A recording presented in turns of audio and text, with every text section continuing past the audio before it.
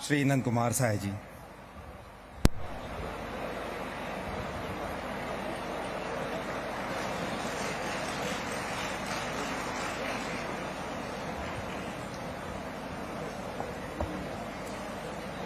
लोकाभिरामं रणरंगधीरं राजीवनेत्रं रघुवंशनाथं कारुण्यरूपं करुणाकरन्तं श्रीरामचन्द्रं शरणं प्रपद्ये।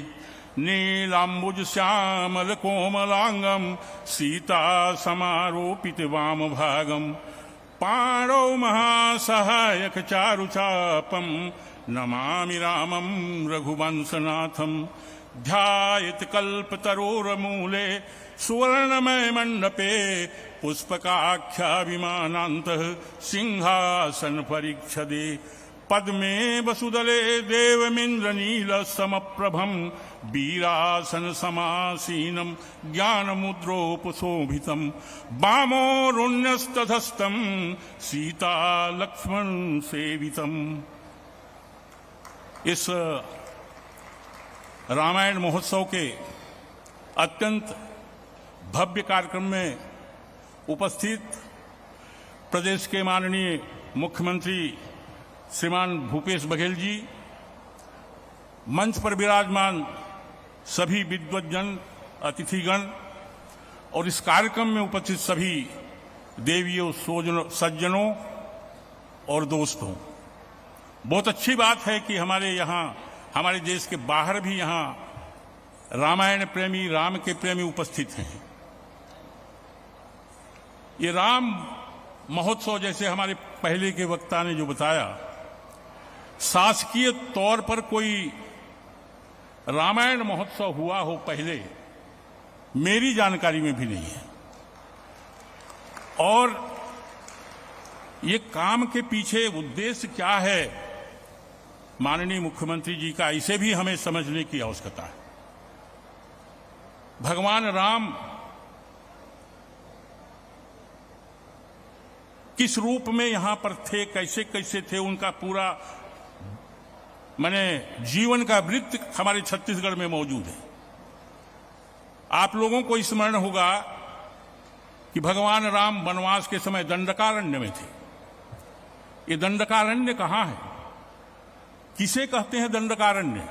आप लोगों की नोटिस में, कुछ जो विद्वान लोग हैं, जानकार लोग हैं, उनके पास नोटिस में होगी, और जिसमें वनवास काल में उन्होंने वहां बिताया था। हमारे वक्ताओं ने कुछ कुछ बताया उसको।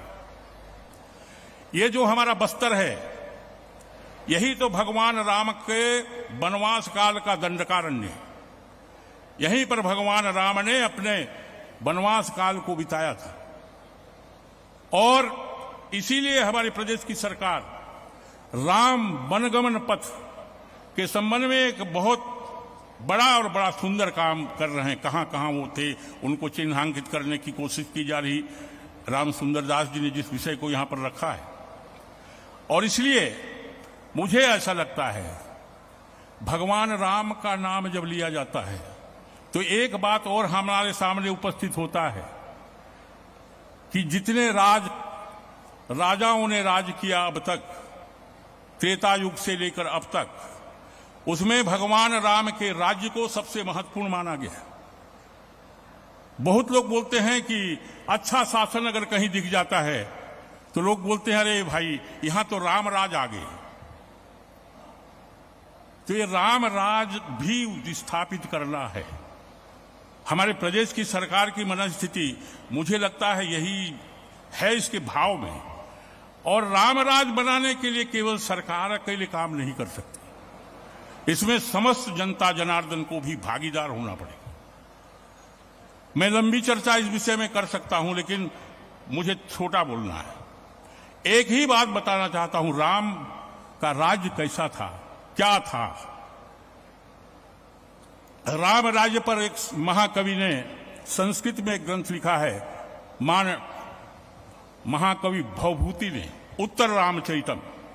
उसमें राम के राज्य कैसा था, क्या होना चाहिए, उसका बहुत सारा वर्णन उसमें उन्होंने लिखा है। उन्होंने कहा, राम राज्य में अगर कोई महत्वपूर्ण घटक है वो तो देश की जनता है, प्रदेश की पब्लिक है।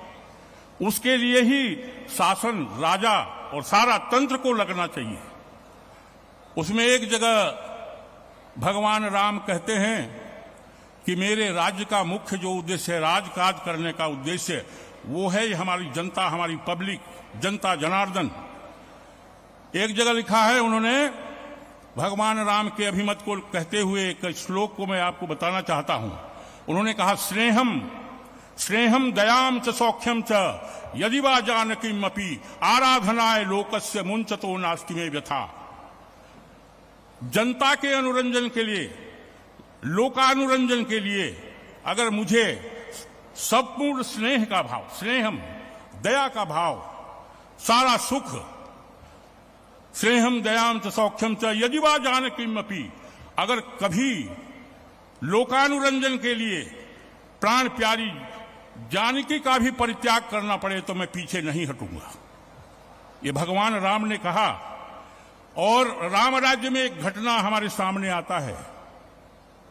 जब किसी एक नागरिक ने अपनी पत्नी कहीं गई हुई थी, लेट से आई, और उसने कहा कि मैं राम थोड़ी हूं, जो भगवती सीता 14 वर्ष तक रावण के लंका में थी और उनको राजरानी बना दिया गया, इसलिए तुम आधी रात तक यहां आओगी, मैं तुमको घर में नहीं रखूंगा। उसको हटा दिया।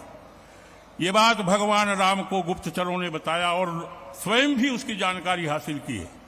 और दूसरे ही दिन उन्होंने लोकानुरंजन के लिए जो ये भवभूति ने लिखा है उसको करके दिखा दिया। सवेरे ही वैदेही का वनवास हो गया, जंगल चले गए, छोड़ दिया उन्होंने। स्नेहम दयाम च सौख्यम च यदि वा जानकीम अपि आराधनाय लोकस्य मुंचतो नास्ति में व्यथा। भगवती जानकी का परित्याग करना पड़े तो भी मैं पीछे नहीं हटूंगा। उन्होंने वनवास कर दिया जानकी का। ये राम राज्य है। और इसलिए ऐसी राज्य की कल्पना क्या इस समय की जा सकती है? हम सब लोग मिलकर के ऐसा सोचें और जनता के लिए, पब्लिक के लिए, आम लोगों के लिए, गरीबों के लिए प्रशासन होता है। और इस समय जो हमारी सरकार प्रदेश की चल रही है, भूपेश बघेल जी के नेतृत्व में, उन्होंने बहुत सारी बातें की है, उसकी चर्चा का यह आवश्यकता नहीं है। जो कोटवार हैं, गरीब लोग हैं, क्या क्या काम करते हैं, उनके लिए बड़ी लंबी चौड़ी लिस्ट, उन्होंने बहुत सेवा और सहायता का काम करने का प्रयास किया है प्रदेश की सरकार ने। और मैं समझता हूं आने वाले समय में इस तरह से छत्तीसगढ़ आम जनता के कार्य को करके रहने का, एक अच्छा प्रशासन प्रस्तुत करने का, मैं समझता हूं एक उदाहरण प्रस्तुत करेगा इस प्रदेश में, और हो रहा है ऐसा मैं समझता हूं। आने वाले समय में और कुछ अच्छी बातें होंगी। और हम भारतवर्ष में लोकतंत्र में हैं। दुनिया में जिसको कभी जगत गुरु कहलाता था ये भारतवर्ष, और प्रदेश छत्तीसगढ़ हमारा भारतवर्ष में जो श्रेष्ठ राजा हुए हैं, अलग अलग प्रकार की प्रशासकीय स्थितियां बनी है, उसका उदाहरण इस धरती पर प्रस्तुत कहीं न कहीं किसी न किसी रूप में हो रहा है और आगे चल के और होगा, ऐसा मैं समझता हूं। और अंत में ये अप्रतिम रामायण महोत्सव का यहाँ कार्यक्रम प्रदेश की सरकार ने मुख्यमंत्री भूपेश बघेल जी के नेतृत्व में कर रही है, उसकी जितनी प्रशंसा की जाए कम है। बहुत बड़ा कार्यक्रम सरकार की तरफ से, शासन की तरफ से किया गया है। देश में शायद पहला उदाहरण होगा। अंत में आप सब लोग इस कार्यक्रम में भागीदार हुए और सब लोग इस कार्यक्रम के महत्व को बढ़ाया। 3 दिन तक कार्यक्रम है, इसमें और लोग शामिल होंगे, देश विदेश के और लोग संभवतः आए और ये कार्यक्रम एक ऐतिहासिक कार्यक्रम का रूप लेगा। सारे देश नहीं, दुनिया में भी इसको लोग सामने रख करके आने वाले समय में कुछ और कार्यक्रम करने की कोशिश करेंगे, ऐसा मैं मानता हूं। अंत में आप सबका इस कार्यक्रम में शामिल होने के लिए हृदय से बहुत बहुत साधुवाद करते हुए मैं अपनी बात समाप्त करता हूं। नमस्कार, वंदे मातरम। बहुत धन्यवाद सर। और अब आप सभी का मूल्यवान समय हम ध्यान रखते हुए सीधे आमंत्रित करते हैं माननीय